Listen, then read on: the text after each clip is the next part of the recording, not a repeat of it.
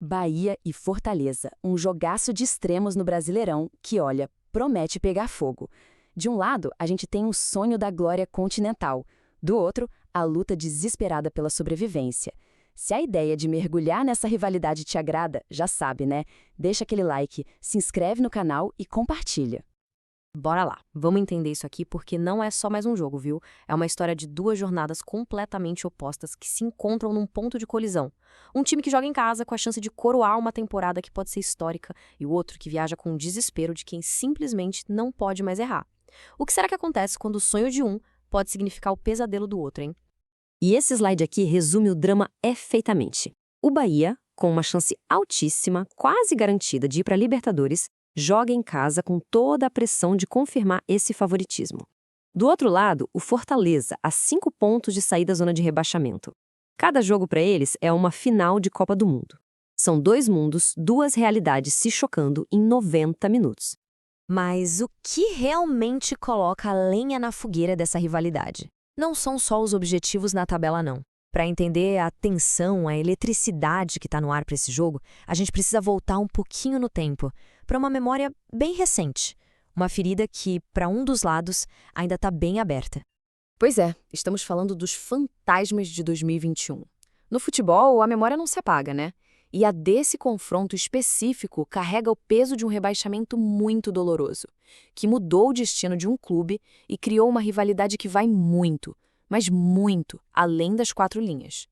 E essa linha do tempo aqui ilustra bem o centro emocional da coisa. De um lado, a euforia do Fortaleza carimbando o passaporte para a Libertadores, uma festa. Do outro, o silêncio, o trauma do Bahia, vendo o rebaixamento para a Série B ser confirmado justamente pelo rival. É uma imagem que ficou marcada na alma da torcida tricolor. E aí que está o ponto crucial. Os papéis se inverteram completamente. Agora, não é só sobre os 3 pontos na tabela, é sobre reescrever a história. Para a torcida do Bahia, é a chance de uma revanche emocional. Já para o Fortaleza, é a oportunidade de ser, de novo, o carrasco do rival. Quem é que vai conseguir impor a sua narrativa dessa vez? A resposta, claro, só vem dentro de campo. O clima na arquibancada com certeza é de revanche, mas o discurso oficial dos jogadores é de foco total no resultado. A questão é, esse desejo de vingança pode se transformar numa arma poderosa ou numa armadilha perigosa para o Bahia? Beleza, então vamos mergulhar no duelo tático na cabeça dos técnicos Rogério Ceni e Martim Palermo. São 2 estilos, 2 filosofias bem diferentes e uma necessidade gigantesca de vitória que deve ditar as estratégias desde o primeiríssimo minuto. Olha só as prováveis escalações. O que a gente pode tirar daqui?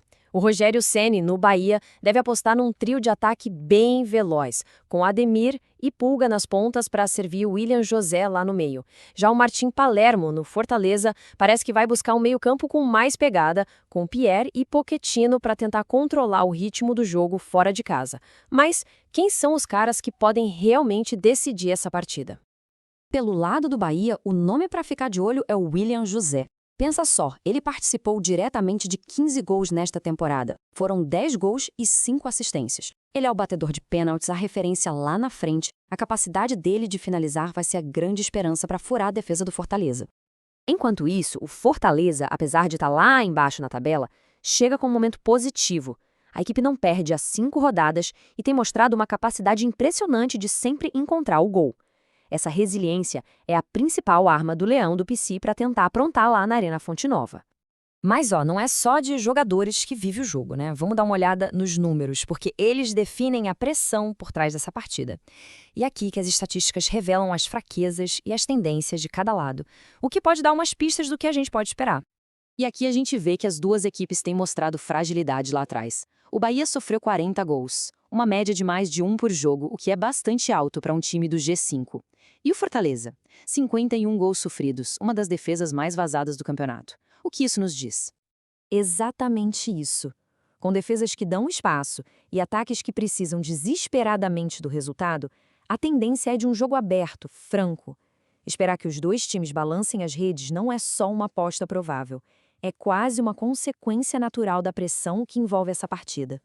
E com tanta rivalidade, com a memória de 2021 e a pressão pelo resultado, não seria nenhuma surpresa ver o árbitro trabalhando bastante, né? Em 4 dos últimos 5 jogos entre eles, tivemos mais de 4 cartões e meio. A intensidade e o nervosismo provavelmente vão levar a um jogo bem físico e com muita falta. Então é isso. A gente tem a história, a batalha tática e uma pressão gigantesca, tudo isso se encontrando lá na Arena Fonte Nova. Esse jogo não é só mais uma rodada do campeonato, é um divisor de águas na temporada dos dois clubes. Uma coisa é certa, o resultado desse jogo vai ter consequências que vão ecoar por muito tempo depois do apito final. Uma vitória pode ser o combustível para alcançar o grande objetivo da temporada, enquanto uma derrota pode aprofundar a crise e colocar tudo a perder. Uma vitória pode carimbar o sonho continental do Bahia, transformando aquele fantasma de 2021 numa memória de superação. Por outro lado, um resultado negativo pode empurrar o Fortaleza para um abismo ainda maior. Qual destino vai ser selado em campo? Redenção ou início do caos? A resposta está prestes a ser dada.